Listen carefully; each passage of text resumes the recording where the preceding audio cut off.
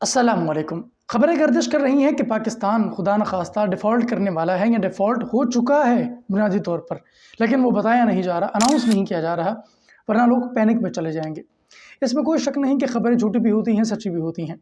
लेकिन जापानी बैंक नोमारा के मुताबिक पाकिस्तान के पास फ़ॉरेन करेंसी के तौर पर सिर्फ $13 अरब बच गए हैं और स्टेट बैंक ऑफ पाकिस्तान के पास सिर्फ $8 अरब रह गए हैं।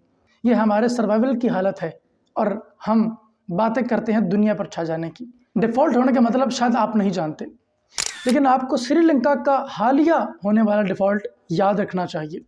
हालत यह है इस वक्त पाकिस्तान की कि क्रेडिट रेट बिल्कुल कम हो चुका है और बाहर से डॉलर मिल नहीं रहा और हम खुद पैसा छाप कर अपने लोगों को बेवकूफ़ बना नहीं सकते और मसनूई तौर पर भी महंगाई कम नहीं की जा सकेगी अगर हम डिफ़ॉल्ट कर गए।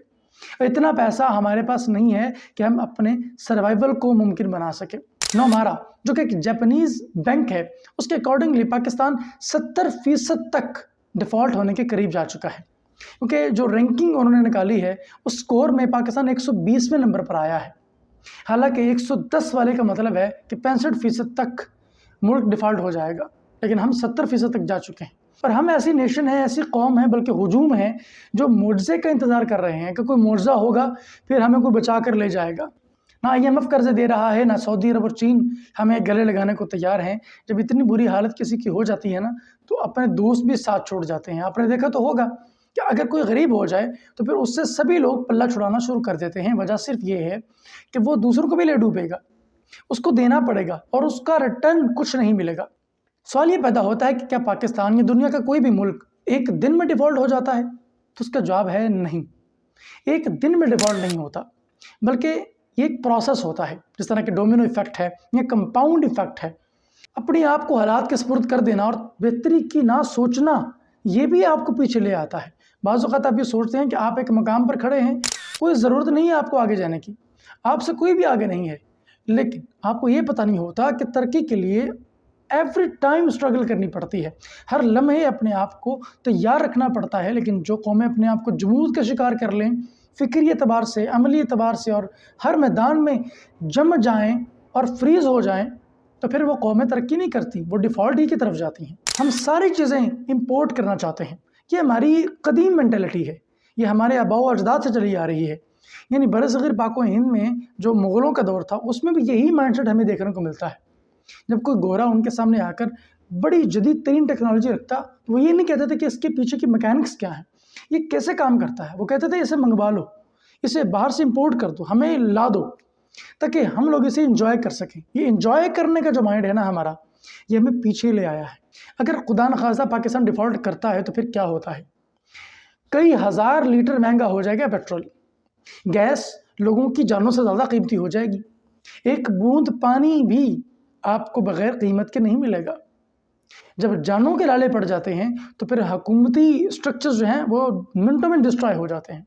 फिर पॉलिसीज़ का लिहाज नहीं किया जाता, फिर इंसान एक जंगली जानवर से भी ज़्यादा हैवान बन जाता है। उसके अंदर की हैवानियत उसके सर्वाइवल को पुश करती है और उसकी जो हुदूद होती हैं वो टूट जाती हैं, और तो फिर इंसान एक पूरी तरह हैवान बन जाता है। उसको ये लिहाज नहीं होता कि कोई बूढ़ा है या बच्चा।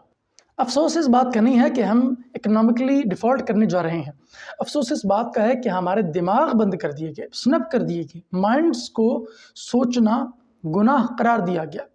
यानी हमारे यहाँ सोचने वाले मुफक्किरीन, दानिश्वर कितने हैं और इंटेलेक्चुअली गाइड करने वाले कितने हैं।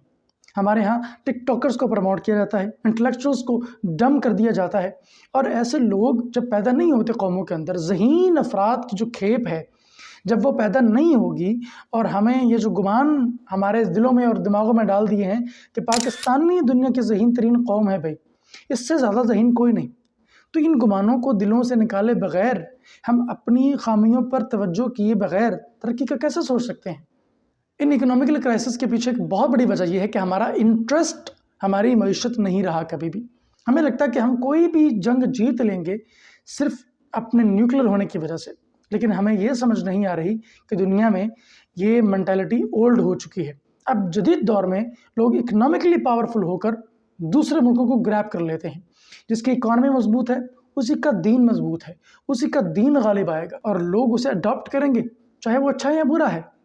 इसी तरह किया है मगरिब ने, اور اسی طرح کر رہا ہے چین اور بڑے بڑے وہ ملک جو اکنامکلی خود کو سٹرونگ کر رہے ہیں۔ آخری بات عرض کرتا چلوں کہ پاکستان اگر خدا نخواستہ ڈیفالٹ ہوتا ہے تو یاد رکھیے یہ حادثہ نہیں ہے، یہ پری پلان ہے، اور ہم ہیں اس کے پلانر، ہم اس کو پلان کرنے والے ہیں، ہم اس کو اس کی تباہی کی طرف لے جانے والے ہیں۔ پوری قوم مجرم ہے۔ ملیں گے اگلی ویڈیو میں، تب تک کے لیے اللہ حافظ۔